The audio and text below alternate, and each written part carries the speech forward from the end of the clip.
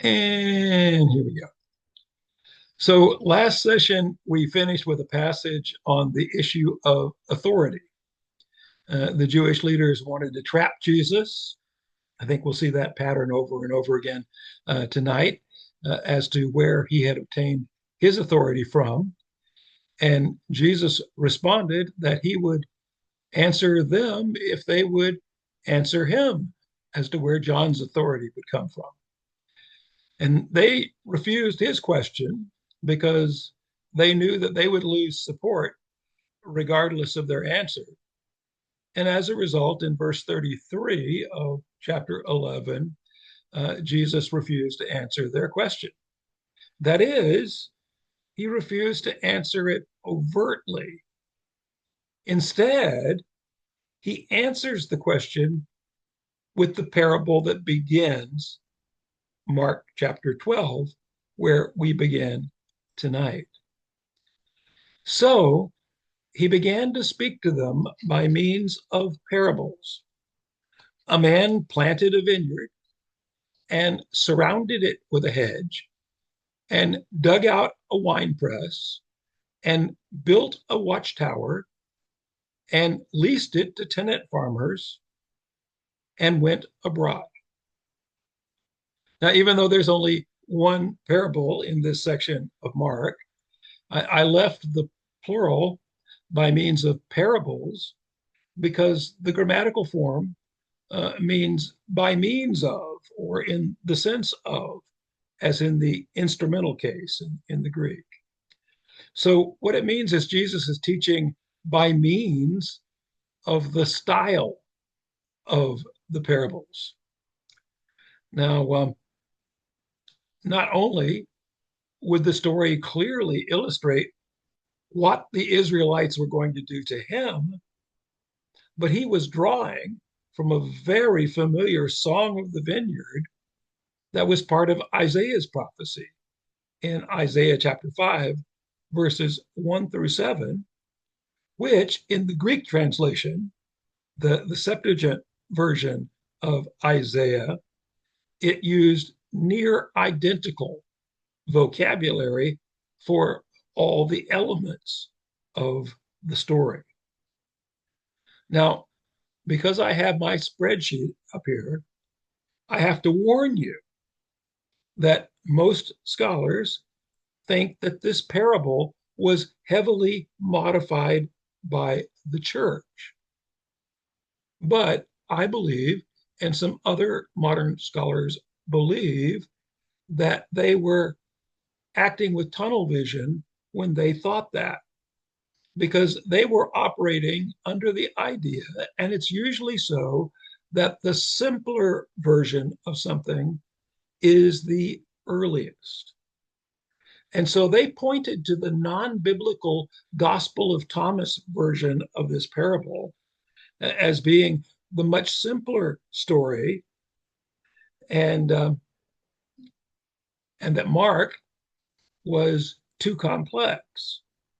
But the reality is that Luke's and Matthew's telling actually are dependent on Mark's telling, even though Luke's telling is shorter than Mark's, not longer.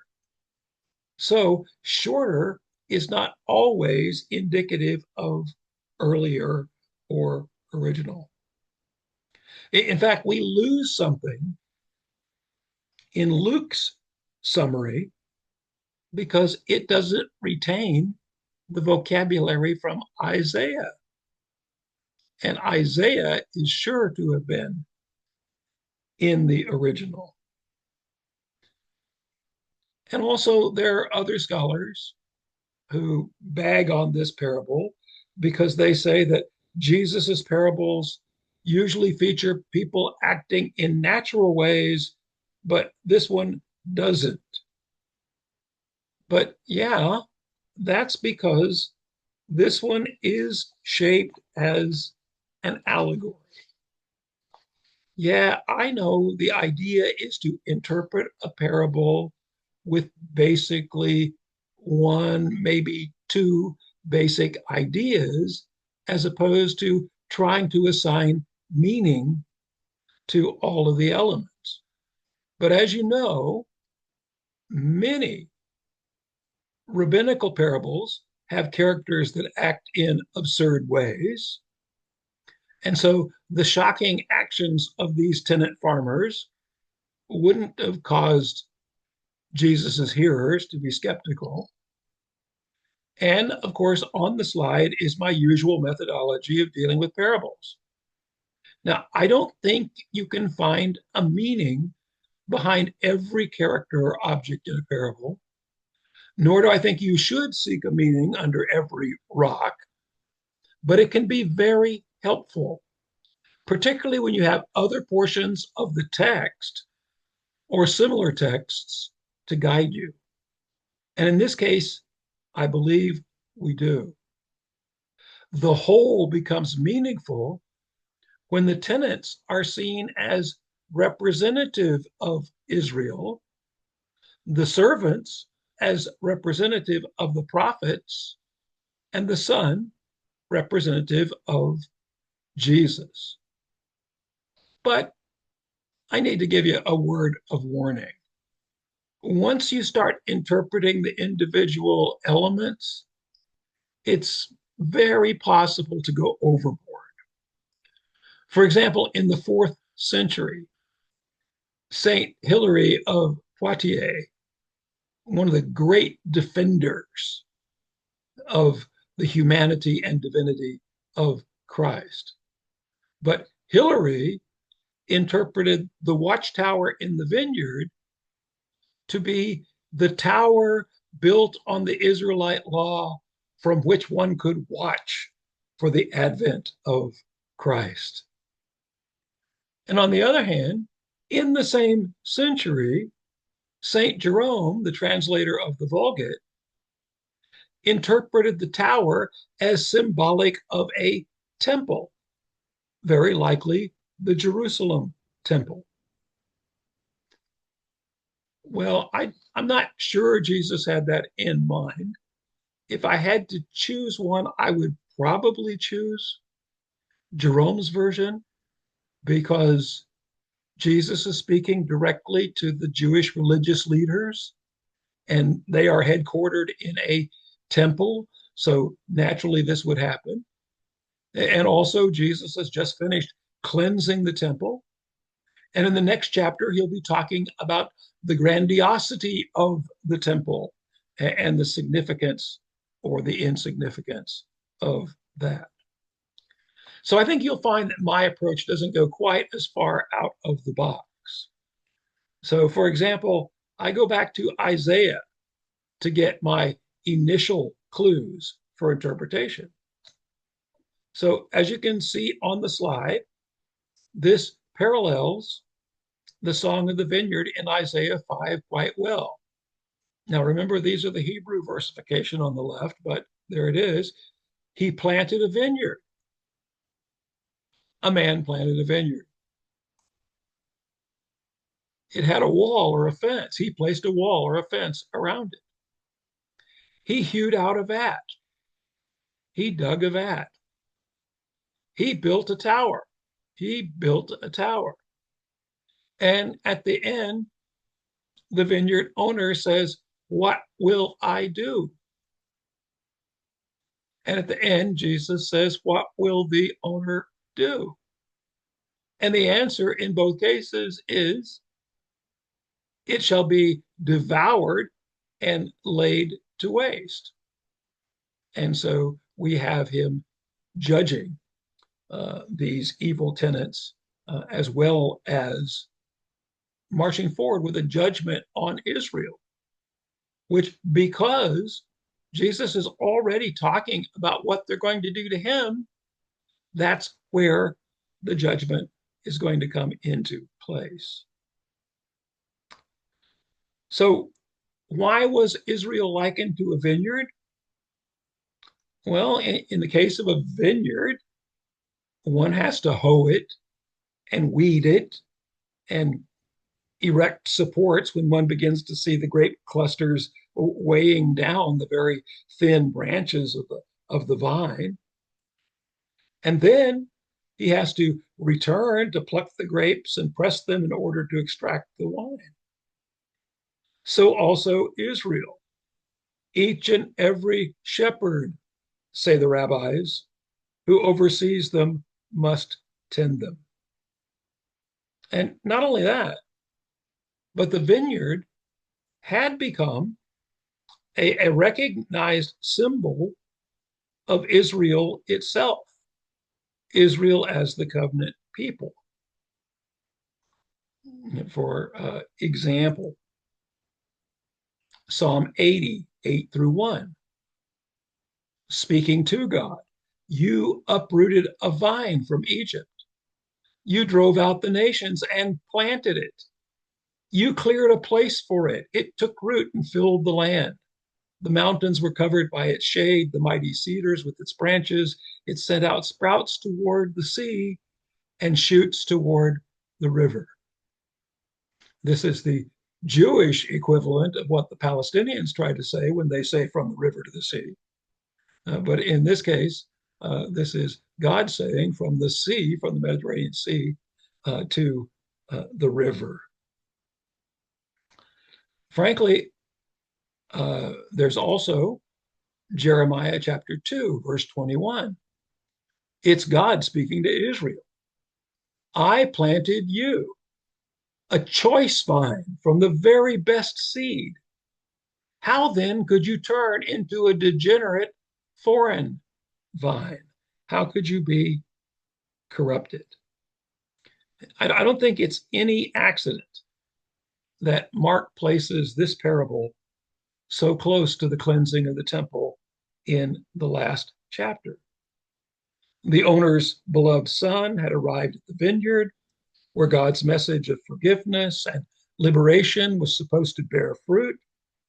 And the only fruit Jesus had observed was the fruit of greed and complacency there in the temple.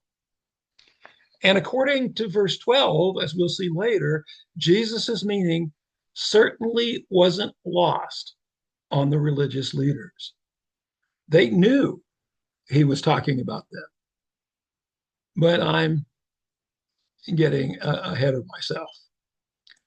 The vineyard's description is very typical.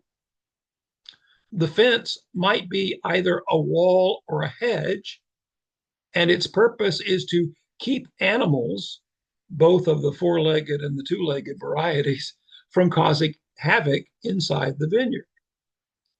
In fact, Isaiah chapter 5, verse 6 tells us without the wall, the vineyard would be stomped down. So, if the wall is removed, isn't that an image of God removing his protection from Israel? And isn't the purpose of a hedge or a wall to keep out the animals and the poachers?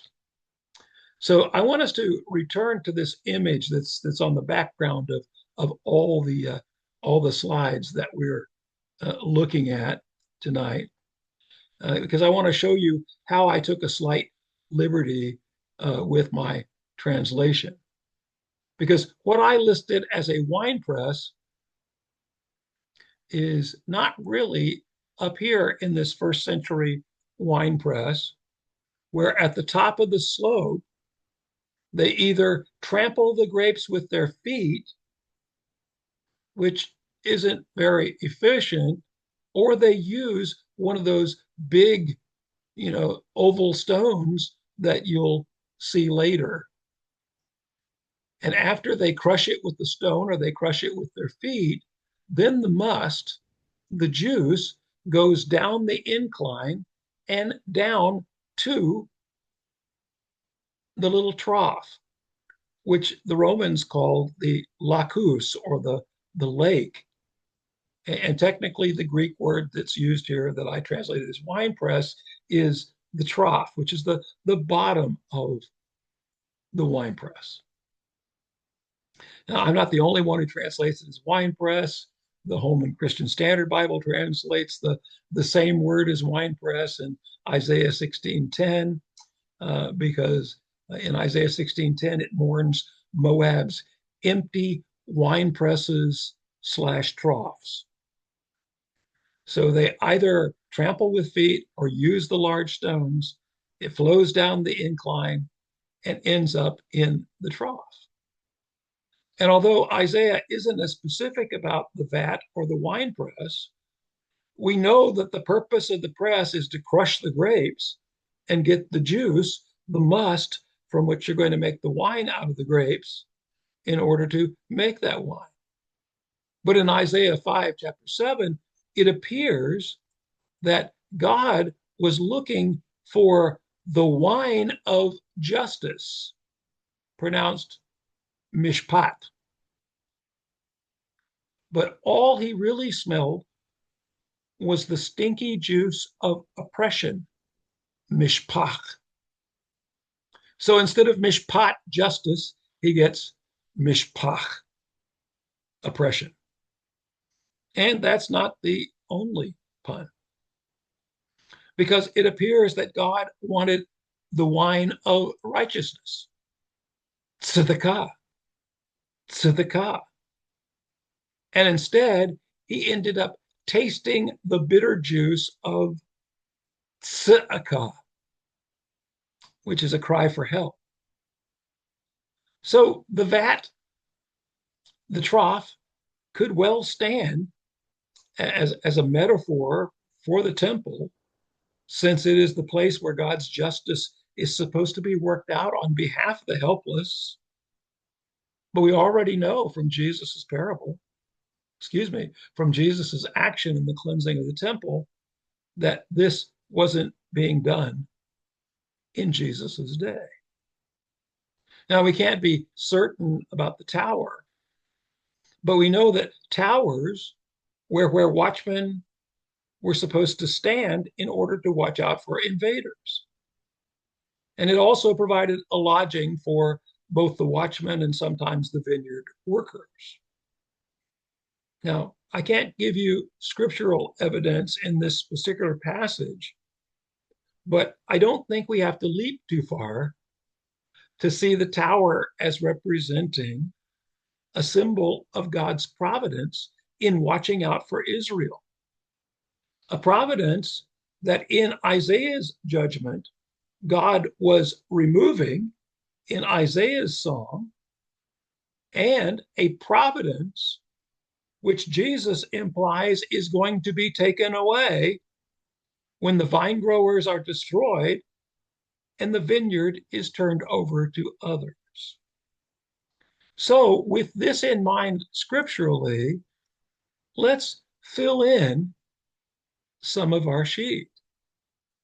Because I think with the comparison of God's vineyard in Isaiah 5, we can say that the man in our parable is God. And since the vineyard in Isaiah 5 is Israel, I think it's pretty easy to say that the vineyard is Israel in our parable as well. I don't think it's too much of a stretch to say that the wall is God's protection, and that is in agreement with the Isaiah passage. And I think we could speculate that the vat might represent God's purpose of justice and righteousness. However, this is where we don't want to push too hard. And the tower might represent God's providence, but this is where we don't want to push too hard. But I think we can safely say that the vine growers, the tenant farmers, the lessees of the vineyard are the religious leaders of Israel. And I think it's safe to say that because in verse 12, it says the religious leaders knew he had told the parable against them. And since the parable is against the tenant farmers, it's pretty clear it was against the religious leaders. So then, who would the various slaves be? The one, and then the next one, and then the next one, and then the many. Who are they? Well, we're not going to just try to identify each and every one of those because it's going to be much more important for us to get to the Son. What we can really say is that they're the prophets, they're God's messengers. So it's not hard to see. After all, Jeremiah himself was beaten in Jeremiah 37. A prophet named Uriah was killed in Jeremiah 26. A prophet named Zechariah was stoned to death in 2 Chronicles 24, 20, and 21. And of course, Jesus had just referred to John, whom some believed was a prophet, in the last part of the previous chapter. But our first verse of chapter 12 closes out with the owner of the vineyard, the creator, the architect, the builder of the vineyard, going away. And it seems to imply that he went to a foreign country. And Mark's text doesn't add what Luke chapter 20, verse 9 does, because Luke chapter 20, verse 9 says that the owner went away for an extended time. But even though this isn't explicit in our parable, and those who don't like the allegorical interpretations insist that the temporary absence of the owner is just functional to set up the situation. But there is an indication of this absence that makes good sense in the context where Jesus told the parable. Because if God is the owner and creator of the vineyard, then the perceived absence of overt revelation from God would explain how the scribes and the Pharisees had usurped so much control, analogous to the wicked tenants in the parable. That the gradual withdrawal of God's visible prophetic interpretations, ending in the suspension of the gift of prophecy, had put the nation in this situation. But whether it was in Isaiah's prophecy or Jesus' reshaping of the prophecy, this wasn't God abandoning Israel, because the promise of both judgment and the deliverance is still there. So getting back to our text of Mark itself. So during the season, at the appropriate time, when it was to be expected, he sent a slave to the tenant farmers in order to collect the fruit of the vineyard from the tenant farmers. But taking the slave, they beat him and sent him off with nothing. And again, he sent to them another servant, but they bashed him on the head and humiliated him. So he sent another, and they killed that one, and many others. Some they beat, and as a matter of fact, the classical use of this word, this verb, is to skin or flay them. So the idea of torture comes into play. So some they tortured, and some they killed. Now, even though I've noted that some interpreters don't like to focus on allegorical meanings, even that interpreter pointed out that there is a progression in the violence and a progression in the results as the parable moves forward. The first is just physically beaten and sent away. The second slave gets bashed on the head. That's the only time this verb is used in the New Testament. And then it adds that he was utterly humiliated. So since we know what serious blows to the head can do, It wouldn't be surprising if this meant they literally knocked him senseless, possibly even giving him amnesia. But they definitely disgraced him and left him with his task unfinished and uncompleted. Now, some interpreters have suggested that you change a vowel in the Greek and you make this the verb buffeted. And there may be some translations that do that. But that doesn't really increase the progression because the progression of violence and the consequences is increasing. Maybe they knocked his turban off of his head, left him bleeding, and then shaved or plucked all or part of his beard to humiliate him. And some interpreters even tried. See, I said once you get too granular with your interpretation, you can get in trouble. And some interpreters tried to make this reference to hitting the servant on the head to be a direct symbol of John the Baptizer. But it doesn't say in the text that this one was murdered, and it certainly doesn't give any hint of beheading. But regardless, what happened to him is worse than what happened to the first, as each and every slave that came made the usurpers more bold in their actions. The third slave is murdered, followed by random torture and killings, as suggested by that original verb that I told you about, to skin or to flay. Now, you don't have to buy into my designation of these as representing Israel's rejection and execution of the prophets, at least as granularly as I presented it. But you should see how everything is getting dramatically more vivid. Of course, some would point out that these last prophets definitely fit the pattern in 2 Chronicles 36, 15, and 16. Now, let me read those to you. But Yahweh, the God of their ancestors, sent word against them by the hand of his messengers, sending them time and time again, for he had compassion on his people and on his dwelling place.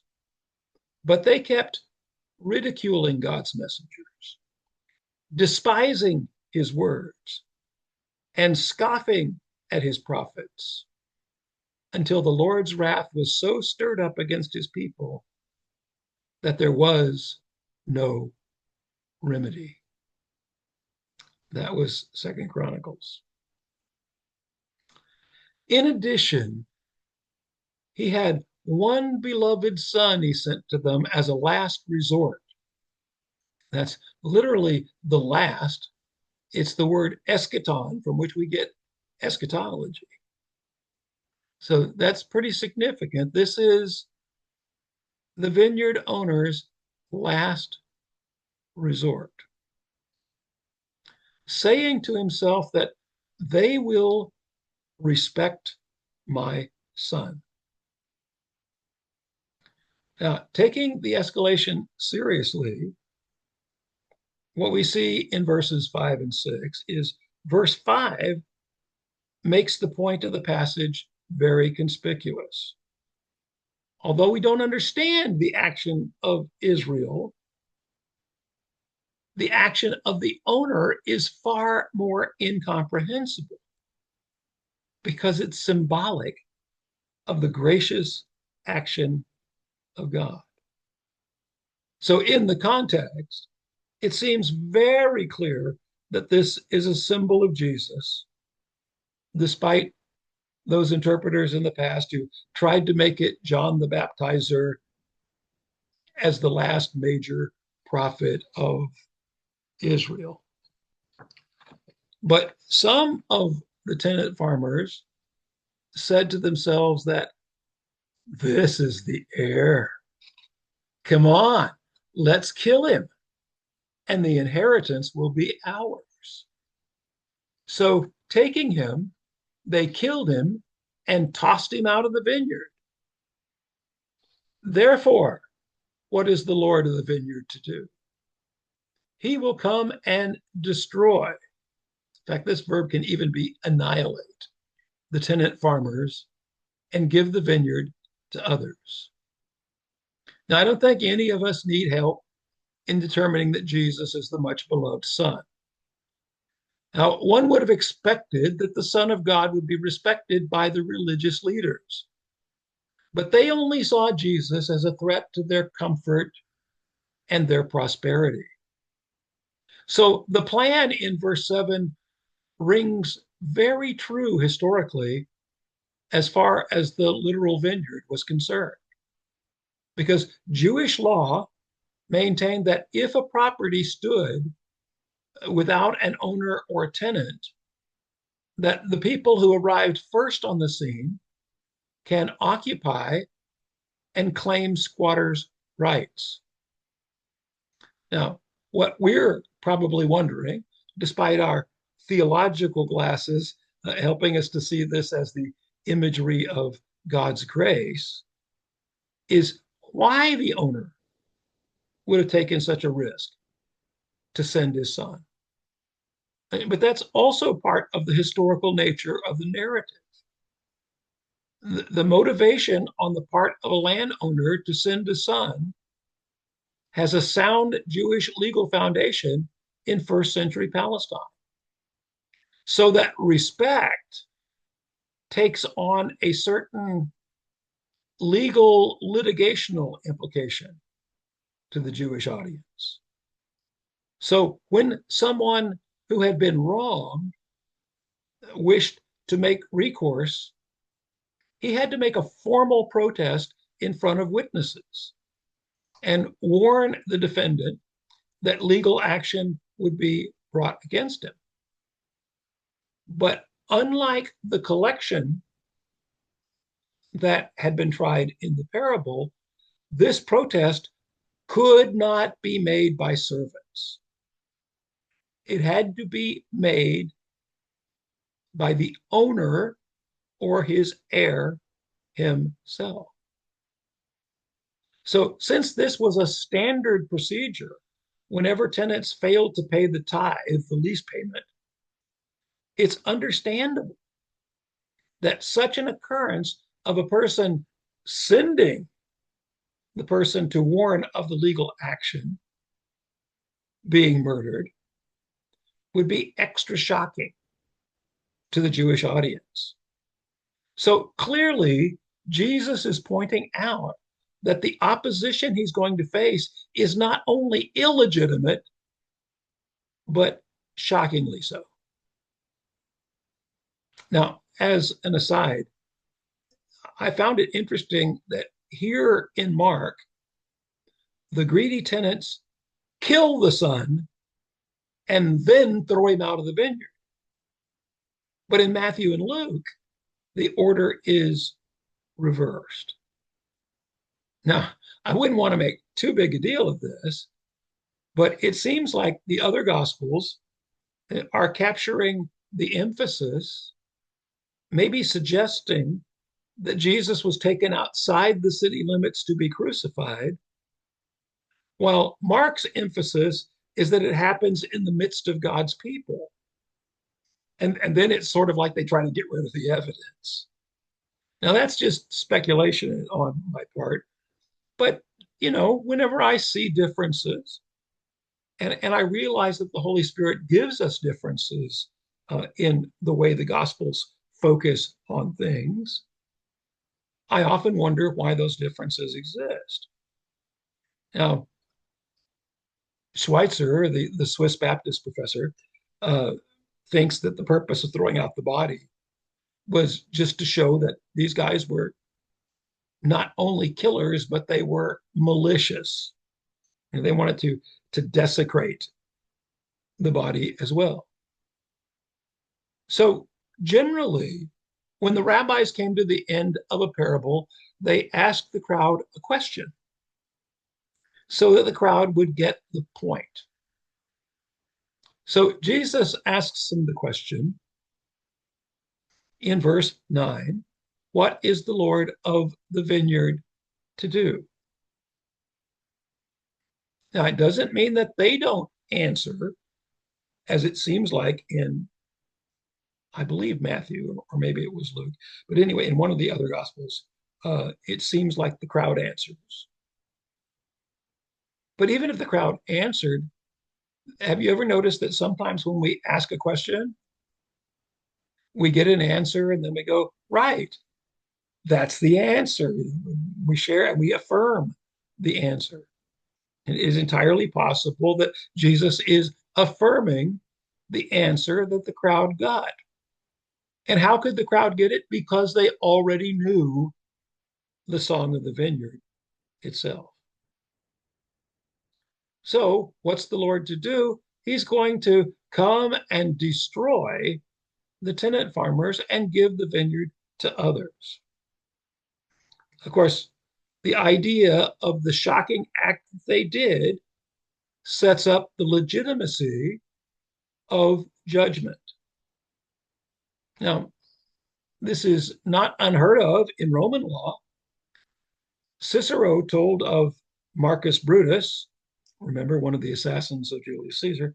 Cicero told of Marcus Brutus sending his cavalry to collect a missing debt from one of his tenant farmers. Now, that happened in Roman history, but it doesn't really matter because it also was a recurring motif in Jewish prophecy. So, as a result, what we have is Jesus criticizing the Jewish leaders in the same spirit that Israel's prophets of old criticized kings and priests and others. In Matthew 21:41, Jesus receives the answer from the scribes themselves. And in Luke and Mark, Jesus answers his own question. So the murderers will face judgment. And the vineyard, God's people and land, will be given to others. Well, who are these others? It may be that the original point of the parable was to vindicate the offer of the gospel to the poor, where the leaders of the people have multiplied rebellion against God, so the vineyard of God should be given to others. Or the basic meaning may be giving the inheritance to the Gentiles, both in terms of the coming Roman conquest in 70 AD and in terms of opening up the gospel to the Gentiles, as it will further occur in the book of Acts. Certainly, the early church took this reference of giving to others to mean the church as the new Israel. So I firmly believe that the others are those who are basing their lives humbly on faith.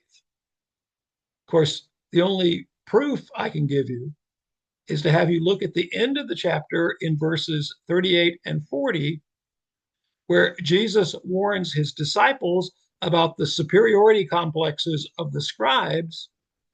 And in verses 41 to 44, he lifts up the widow who gave disproportionately to those scribes. So logically, it makes sense. If the religious leaders of Israel weren't faithful, then God would make another provision for the people of God. And I think this will make better sense when we get to the actual interpretation. But is it any wonder that the parables followed immediately by Jesus' summary statement that the stone which the builders rejected has become the chief cornerstone? Now, this verse from Psalm 118:22 is quoted in all three synoptics, Matthew, Mark, and Luke, but only Matthew and Mark quote the next verse, verse 23. And this message was understood as a messianic psalm and a messianic concept, and it's still understood by us in that vein now. So Jesus says, don't you know this is written in Scripture? A stone which the builders rejected, this has become the headstone, the guide stone, the cornerstone. The Lord, Yahweh, made this happen, and it is amazing in our eyes. So they were looking to arrest him, but they were afraid of the crowd because they knew that he had spoken the parable against them. And they left taking leave of him. Now, there's a cliche about the fact that winning one battle doesn't mean you've won the war. If you don't believe it, look at the US interventions in Iraq and Afghanistan that left things worse than before after many lives lost and billions of dollars spent. Now it looks like the same thing might happen in Venezuela. But in this case of Jesus' battle with the religious leaders, the Jewish leaders retreated, licking their wounds. But they would be back. But the hope of this parable that Jesus is setting up, especially by quoting the verses about the chief cornerstone, is saying that what Jesus is doing is foundational for what's going to happen to God's kingdom when God gives the vineyard to others. Now, there are those who say, oh, the early church added this in to make them look better. But the truth is, Jesus quotes from this psalm other places. Furthermore, this psalm is one of the hallels that was sung as a praise at the major feasts of booths and Passover. So Jesus quoting it is not a big deal.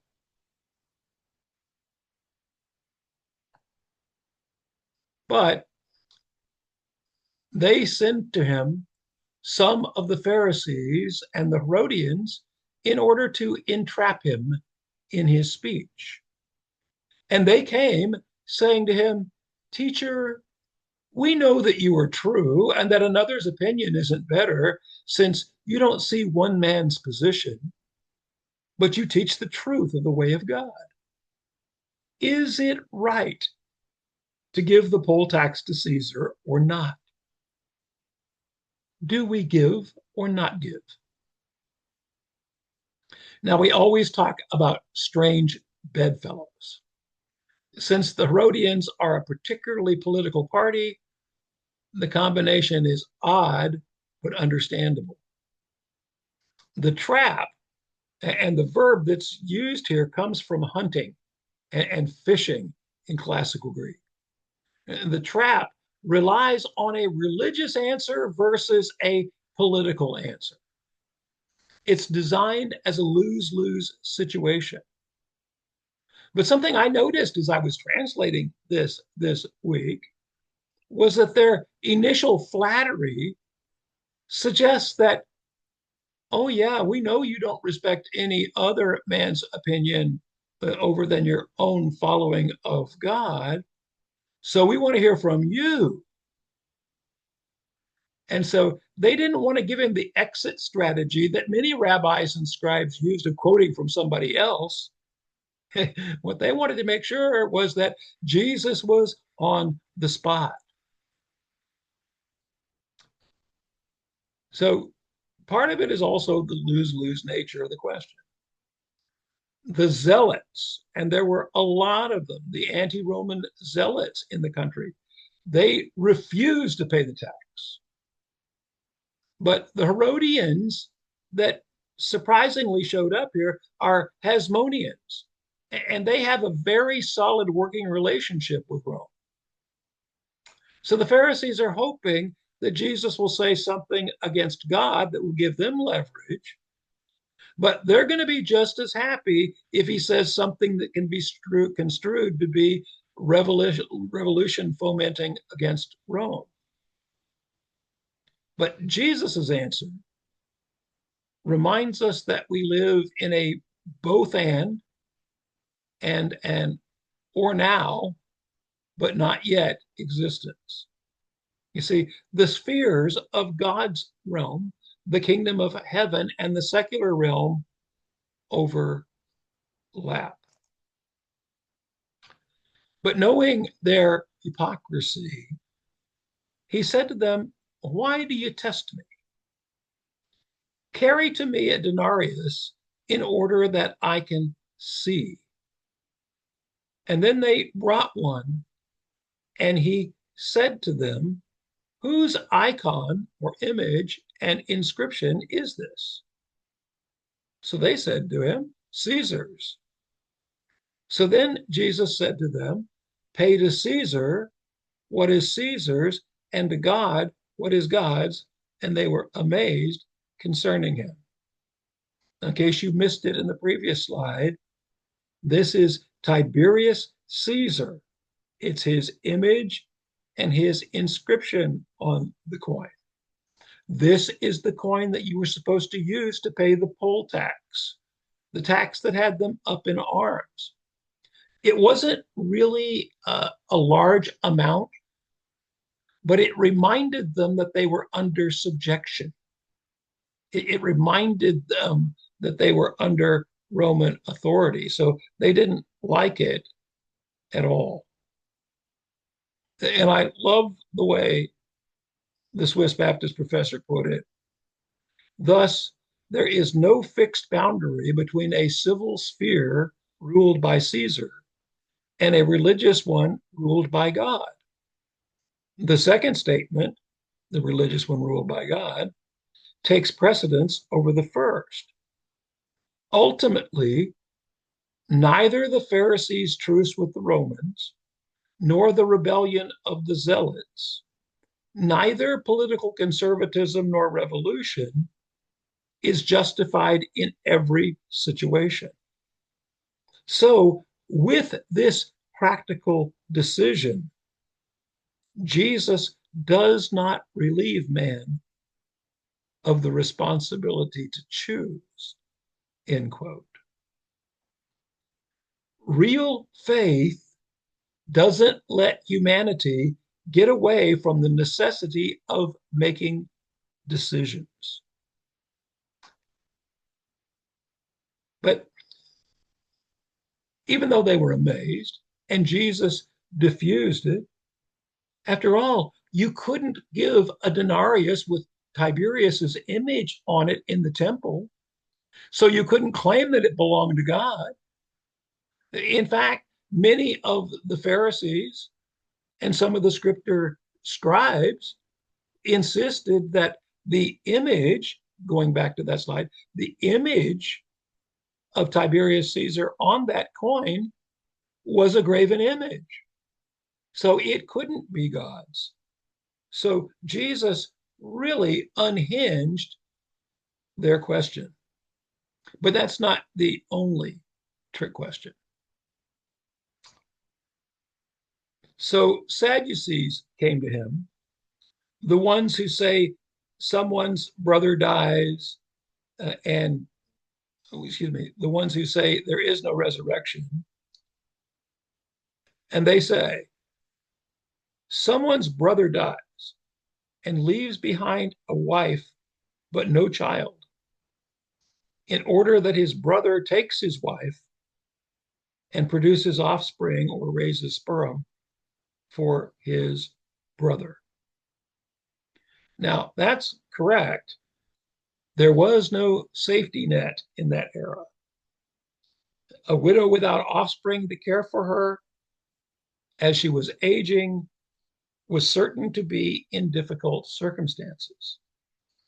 So this was a means that was given in Deuteronomy 25, verses 5 through 10, for her to be taken care of. But the Sadducees were really wanting to ridicule the idea of the resurrection. So they extrapolated the case study to its highest factor 7. So they said, what if this circumstance happened a divinely appropriate 7 times? Okay, then whose wife would she be in the resurrection? Now, they're expecting to laugh Jesus out of the situation, but Jesus takes them seriously. And the levirate law was serious too. After all, there's a similar story in Tobit, the apocryphal book, chapter 3. Now, in it, there is this woman who marries her first husband, and before they have a child, the demon Asmodeus kills him. And so she marries the next brother, same thing happens. Next brother, same thing happens. Guess what? It goes 7 times. And then they begin to accuse her of being a demoness herself and being responsible for this, and that this was horrible. Well, spoiler alert, part of Tobit is about the angel of the Lord telling Tobit's son how to defeat this demon, and it's a wild and wonderful story. But all I wanted to point out was that in this intertestamental book, even though it's not a biblical book, there was this idea of the levirate law being so ingrained that brother after brother after brother would marry. In this case, even though it was fatal. But Jesus chides them because they were comparing apples to oranges. They were comparing heavenly existence with earthly existence. Because in earthly existence, marriage has a legal function. It provides for inheritance, legitimacy, and property management. Sure, we vow to be faithful to each other, and God blesses that unity. But the legal function of marriage is about inheritance, legitimacy, and property management.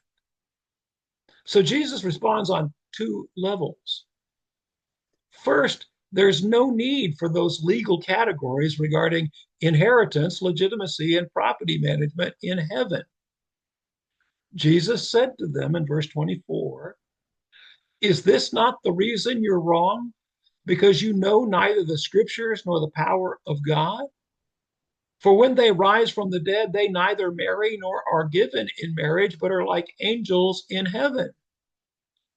And as for the dead being raised, haven't you read in the book of Moses, in the passage about the bush, how God spoke to him saying, I am the God of Abraham and the God of Yitzhak and the God of Yaakov. He is not the God of the dead, but of the living. You are quite wrong."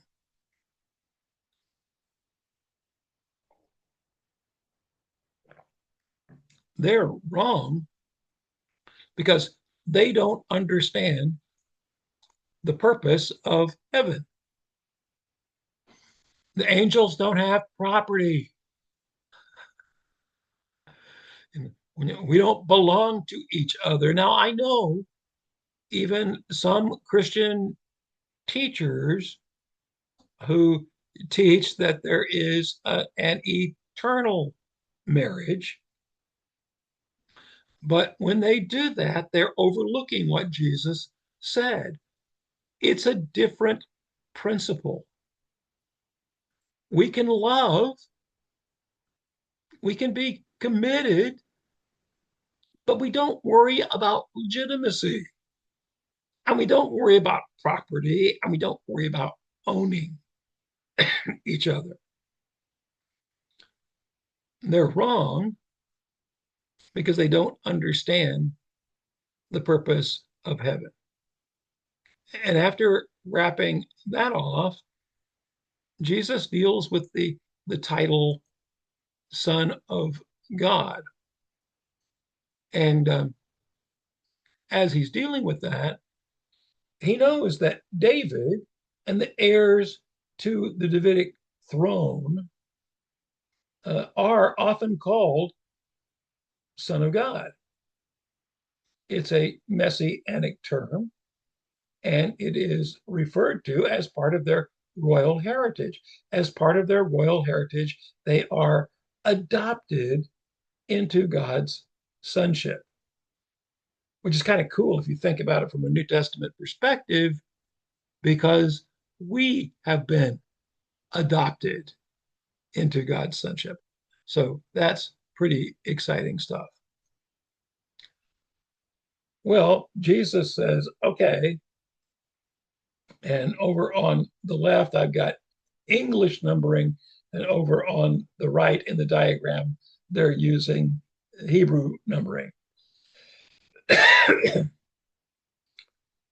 But the Lord is Yahweh. And the Lord says to my Lord, and this is David as king, sit at my right hand until I make your enemies your footstool. God's promise to David as his right hand, and David as a Lord. But David as a Lord, even a capital Lord, even a king, isn't the Lord in the sense of Yahweh. He is always subservient to Yahweh. But that doesn't mean it's unimportant, because verse 4, verse 5 in the Hebrew, uh, the Lord has sworn and will not change his mind. You are a priest forever after the order of Melchizedek, the king of righteousness.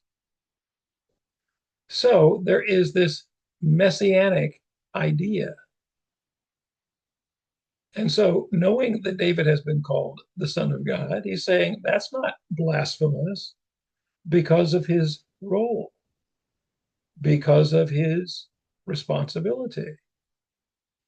And now, as people are going to recognize Jesus as Son of God, they have to recognize he has a priestly role. But this messianic priestly role is not what they're expecting, because he's going to be offering himself up as the sacrifice. Now, incredibly soon after Jesus cleansed the temple for not living up to the mission for which God had inspired its construction, the disciples pointed out to Jesus just how marvelous its construction was, what a magnificent symbol of their culture the temple is. So they really haven't understood the points of comparison that Jesus had tried to give them as to whether their religion is really leading people to God, really bringing honor to the God of glory, or even worth continuing without a radical transformation.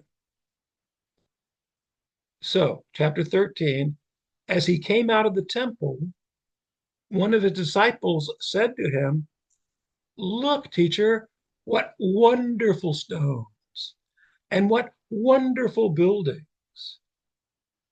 And Jesus said to him, "Do you see these great buildings? There will not be left here one stone upon another that will not be thrown down." Now, it's interesting that the immediate chapter after the stone which the builder rejected has been made the headstone, the guide stone, the cornerstone, that we end up looking at the actual stones of the temple itself. Josephus said some of these uh, stones were 25 cubits by 8 cubits by 12 cubits. Now, these are huge stones, but I don't think I've seen any quite that big, because a basic cubit is 18 inches, and that would mean that some of these stones, maybe in the foundation of the temple platform here, were 35 feet by 12 feet by 18 feet. But since royal palaces and temples usually used a royal cubit, those could have been 50 feet long by 15 feet high by 24 feet wide. But regardless, we know that sometimes Josephus exaggerated. What we do know is that they are big, and even in this picture on the screen of this Orthodox Jew standing at the Wailing Wall, standing at the West Wall, you can see just how big these things are, because the stones are at least, 2/3 of his height. So basically, even these stones are pretty big. And as he sat on the Mount of Olives opposite the temple, Peter and James and John and Andrew asked him privately, "Tell us, when will these things be? And what will be the sign when these things are about to be accomplished?" And Jesus began to say, "See that no one leads you astray."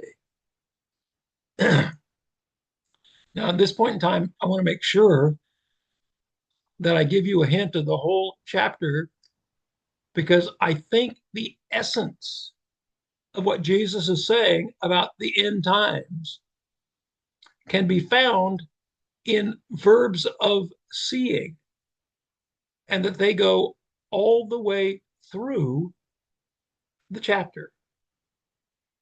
So I want to take a couple slides just to do that for you. So when the disciples say, "Behold and check it out," we know they're saying, "See it," but Jesus is going to tell them they're looking at the wrong thing. So Jesus says, "Do you see? Do you really see what's happening here? Do you really see what's significant here?"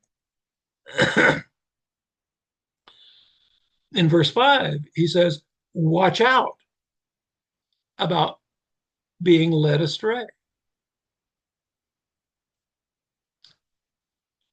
And Jesus began to say to them, "See that no one leads you astray. Many will come in my name, saying, 'I am he,' and they will lead many astray."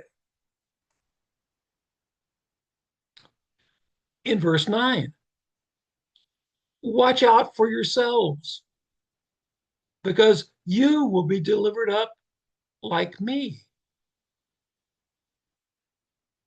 Want to know about the end times? Persecution for those who are following the Lord. And in verse 14, when you have observed the desolating sacrilege, the abomination of desecration, set up where it shouldn't be, that is in the temple. Now we know that desolating sacrilege took place in between the testaments, in the time of Antiochus Epiphanes IV, when he sacrificed a pig on the altar. But Jesus knows that judgment he talked about in that parable in chapter 12 is going to involve the Romans taking over and conqueror, and that Titus is going to come to the temple, and he's going to desecrate the temple by putting Caesar's image up in the temple. So, in a very real sense, the Roman general who becomes an emperor, Titus, actually is the abomination of desecration. Now, it doesn't mean that he's the last abomination of desecration, because there's going to be many of those people who try to take advantage of religious authority or religious presence or religious venues, while at the same time casting aspersions against the Lord. People who quote Jesus on the one hand and then say, but I really disagree with him on this. Or people who say, but I can't buy this idea of forgiveness that Jesus talked about. And there are powerful people. There are people on both extremes of the theological spectrum who take advantage of people with false teaching, desecration of the temple of God, of God's church. But I could spend all night on that. In verse 23, watch out, you've been warned. Verse 26, they will see the Son of Man coming in the clouds. There won't be any excuse. They're going to see Jesus, total God, total man, coming in the clouds with all his might, all his authority, and ready to judge. Ironically, this Jesus who told the parable, actually, as the resurrected Son, is going to come back and be part of that judgment. So you want to know when the time is? Jesus says to them, well, it's when you have observed these things. You see how much seeing, observing, being on guard, being on watch has to do? It's not a matter of specific signs. It's a matter of being vigilant, of being ready, being prepared. Verse 33, watch out because you don't know the exact time. Oh, how sick I get of particularly fundamentalist pastors who think they know exactly what has to happen. Oh, yeah, that mosque in Jerusalem has to be torn down and the temple rebuilt before Jesus can come again. Oh, yeah, there has to be a one world government before Jesus can come again. Or, oh, it's going to happen on this certain date. Yeah, that's really more like the abomination of desolation than it is someone we should be following. And then, verse 34, they're commanded to be on watch, on guard duty, while the master is gone. Does that remind you of anything like the parables of the talents? Remind you of anything like the parable of the tenants? We're supposed to be serving the Lord, doing something so he can come and gather that fruit. So Jesus says, verse 7, when you hear of wars and rumors of wars, don't be alarmed. This must take place, but the end is not yet. For nation will rise against nation, kingdom against kingdom. There will be earthquakes in various places. There will be famines, but these are just the beginning of the birth pains. But be on your guard, for they will deliver you over to councils, and you will be beaten in synagogues, and you'll stand in front of governors and kings for my sake to bear witness before them. And the gospel must first be proclaimed to all nations. And when they bring you to trial and deliver you over, don't be anxious beforehand what you are to say, but say whatever is given you in that hour, because it's not you who will speak, but the Holy Spirit.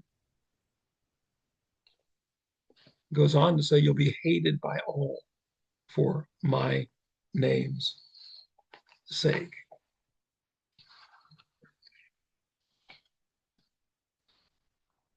So Jesus' word, whoops,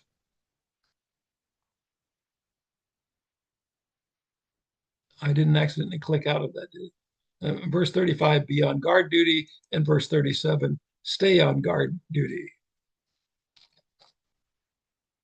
So the disciples say, check it out in verse 2. And that's significant.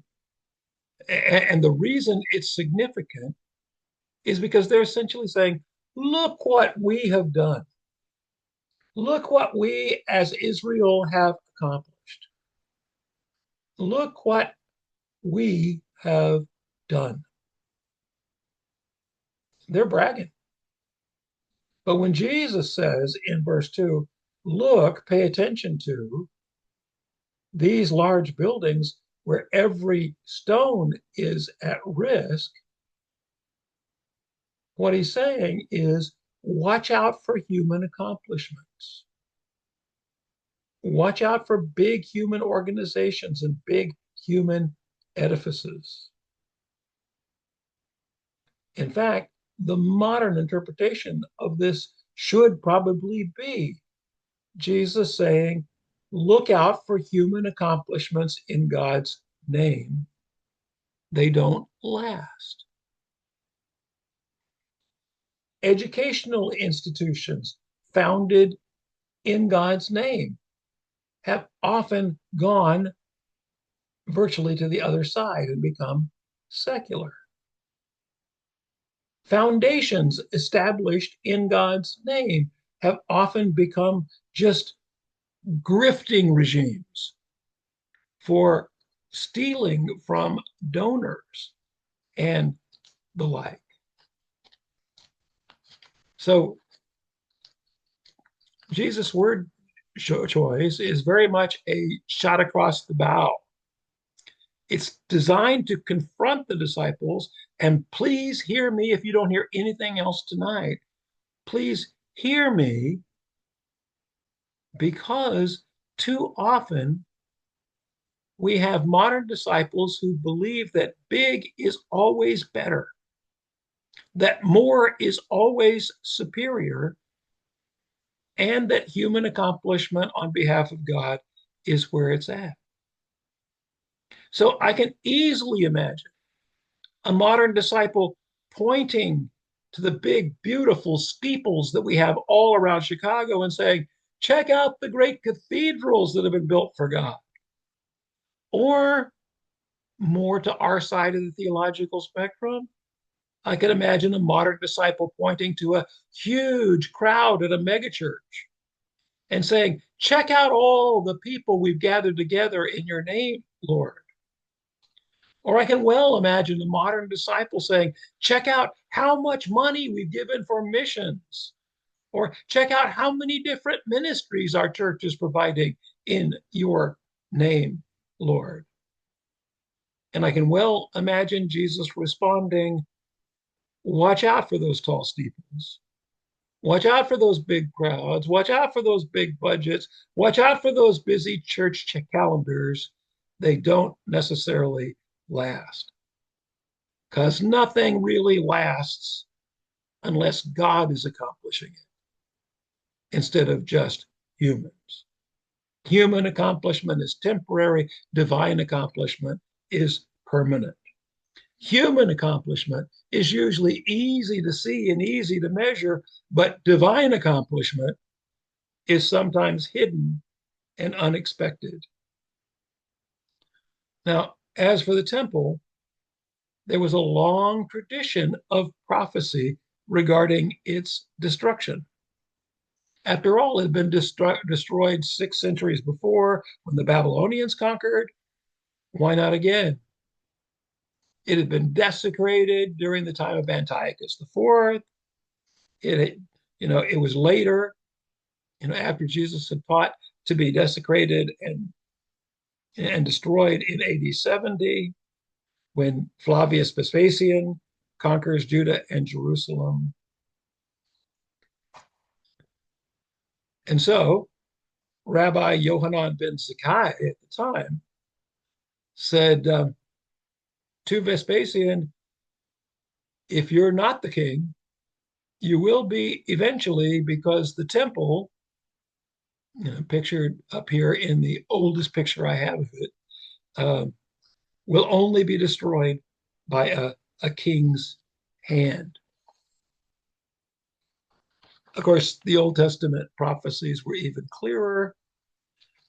In the Old Testament prophecies about the destruction of the temple, the Spirit departed before the desolation of the temple and the city.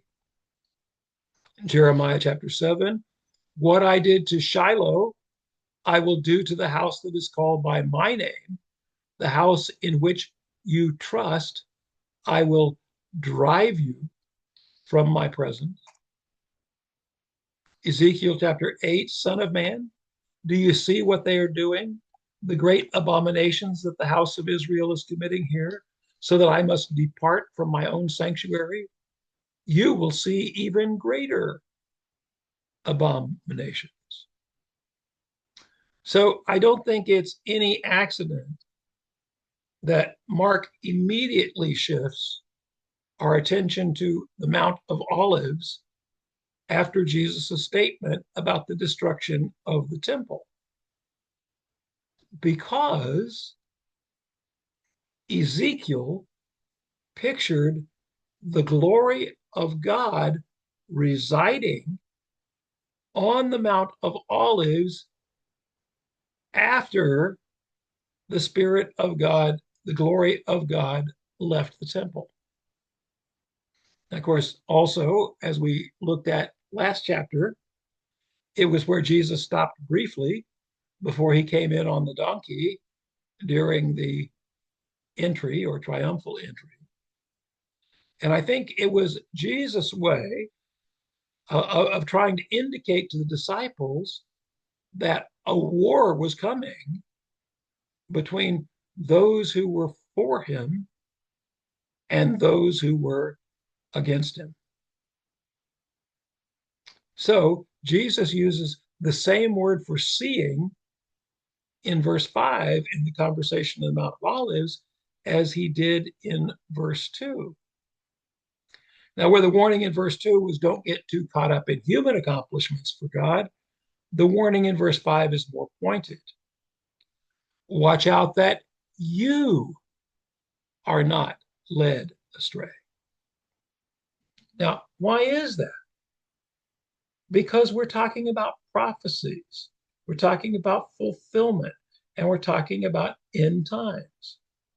And it is easy for people to get caught up. As human beings, we have pattern making minds, and we absolutely love finding conspiracies and patterns and solving puzzles, whether they're there or not. And that's the kind of thing that we are trying to do. And it's really easy when we start talking about end times to try to assign a meaning to every symbol, assign a meaning that exists in our time, and to make it applicable to our time. Because somehow, if we can say we've cracked the code on the end times, then we are super spiritual. But Jesus says, no, it's just a way of being dragged off from the main thing which you were supposed to do, which is eventually to preach the gospel to the Gentiles. And the words of caution continue in verse 9. Watch out on account that you yourselves will be delivered, could also be translated betrayed, into the courts. When you skip ahead to verse 14, you find that Jesus said they would see for themselves the abomination of desolation and it would be time to flee to the hills and avoid allowing easy access to their enemies. And even the ordinary words for seeing and observing, as we saw in those previous slides, are followed by warnings of hard times and persecution. So, wow, if you want to crack the code of the calendar of the last days, and you want to be able to be exact of all of these details, good luck for you, because it means that things are going to be very, very hard on you. Jesus says that he's told them everything that they need to know in advance. So, anyway, while they're on the Mount of Olives, the disciples wanted to understand more about what Jesus had said about the temple. So they asked for a sign. Now, this is a little different than when the Pharisees asked for a sign in Mark 8. In Mark 8, the Pharisees were essentially like the guilty suspect in a bad detective movie or novel who says, show me the badge, or show me the warrant, or get out of here. Well, they wanted to question whether Jesus had the right to any jurisdiction. But the disciples were just dumbfounded and confounded that something so momentous and catastrophic could be in their future. So they wanted Jesus to prepare them for the crisis. Now, Jesus had refused to play the Pharisees' game, not only in chapter 8, but also when they asked about his authority in chapter 11. But when the disciples asked for help in discerning what was going to happen ahead, Jesus gave them both definite and indefinite clues. Of course, the modern mind, like I said, that pattern making mind, doesn't like the fact that many of the clues were indefinite. We'd prefer that Jesus gave them a timeline that both they and we could check. Now, there are a lot of televangelists and a lot of authors of books on Ezekiel and Daniel and Revelation who've made a fortune off of gullible and well-meaning people by proclaiming a timeline and then reinterpreting it later when their predictions didn't pan out. But human beings love being on the inside. In fact, I have to confess, I'm one of those guys who loves being on the inside. I used to love the fact that when I was a journalist, I had stories about the computer game industry that I wouldn't print, but I could share off the record with folks. So I liked hearing inside rumors. I liked being in the inside of a public corporation too, on the advisory committee of Ziff Davis. At least I liked it till I found out how careful I had to be because I could get in trouble with the SEC from saying the wrong thing at the wrong time of the quarter. So I had to learn. But Jesus only wanted the disciples to have information that they could use. And in turn, that information was given in an indefinite enough form that that information applies to you and me as well. What did Jesus say? Okay. One, many people would come, claim to be Christ, and lead people away. Now, we've seen our share of false messiahs in the US. In the US, we had Father Divine, the early 20s African American preacher who claimed to be God himself. And later, in the wartime, Father Coughlin, the Catholic priest and the radio personality who coined the phrase, the New Deal is Christ's deal, and then later switched and supported the policies of Hitler and Mussolini. And we had L. Ron Hubbard transform his science fiction writing into writing the canon for Scientology. We had Jim Jones convince his followers to drink the Kool-Aid laced with cyanide in Jonestown. We had Sun Myung Moon, who crowned himself with a golden coronet and proclaimed himself King of Peace and Messiah on March 23rd, 2004, in our own United States Senate office building.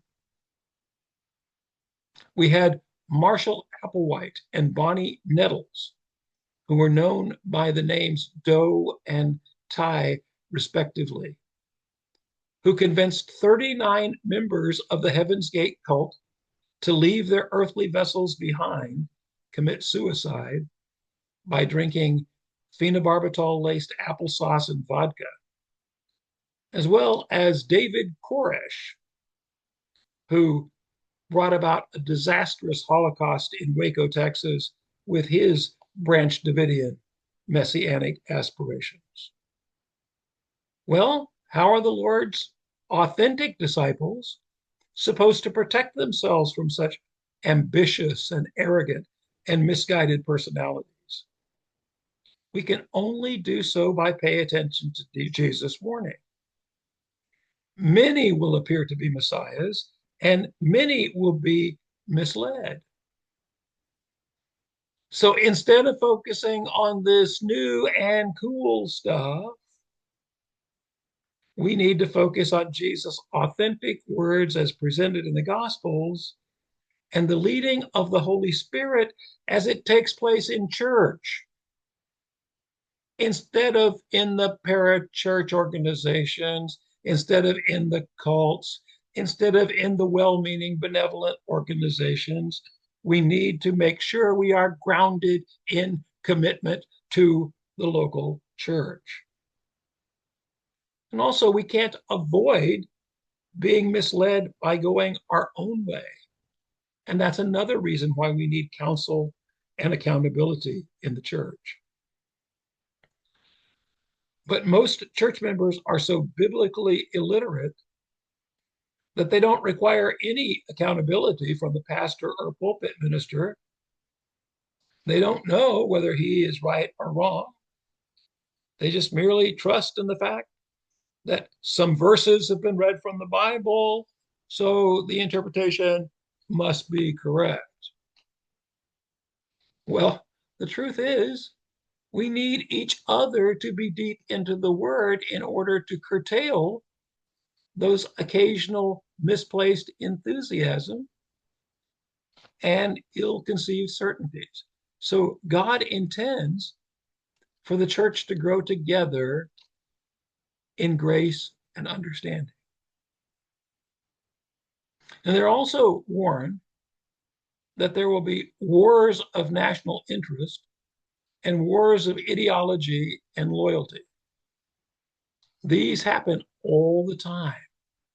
And they'll continue to happen until God decides to fulfill that promise of a new heaven and a new earth, and Jesus comes again.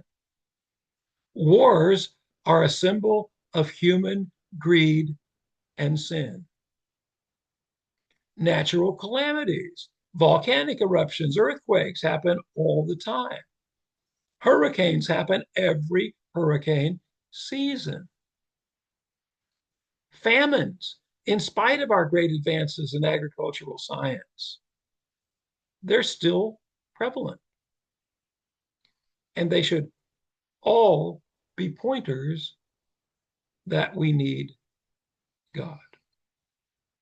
Now, if these things were true for the first century believers, when they were on the verge of an unsuccessful revolt in Jerusalem, when they were close to a cataclysmic eruption of Mount Vesuvius that would account for all the cosmic signs that we can find in verse 24, and they were mere days from experiencing the earthquake and the cosmic phenomena that surrounded Jesus' resurrection, then they should resonate even louder with those of us who live in an unsettling world today, where we face an almost invisible enemy in terrorists and a truly invisible enemy in Satan, who hate us both because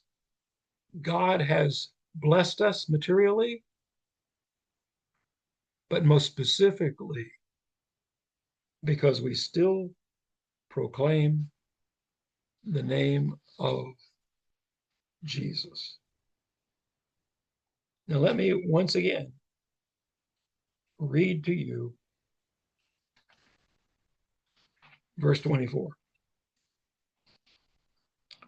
But in those days, after that tribulation, the sun will be darkened, and the moon will not give its light, and the stars will be falling from heaven, and the powers in the heavens will be shaken. And then they will see the Son of Man coming in the clouds with great power and glory.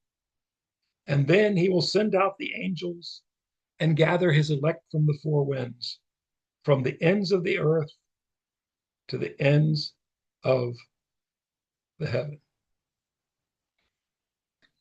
Now, Jesus says, as you saw in those slides earlier, that we're supposed to pay attention, be good observers, to be on guard. So he tells us, look at the fig tree so that you can see when it's ripening, when it's budding, when it's about to bear fruit, and you'll know when world history is about to bear fruit. But he finishes the whole chapter by saying, no one knows the day and the hour.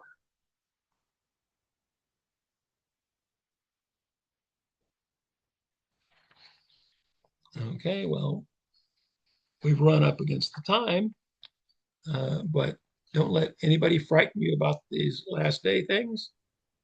And I'll try to supplement a little bit of chapter 13 when I upload. And the upload should happen late Thursday night. So that's where we are. Can I ask a question? Sure. You talk about in the beginning,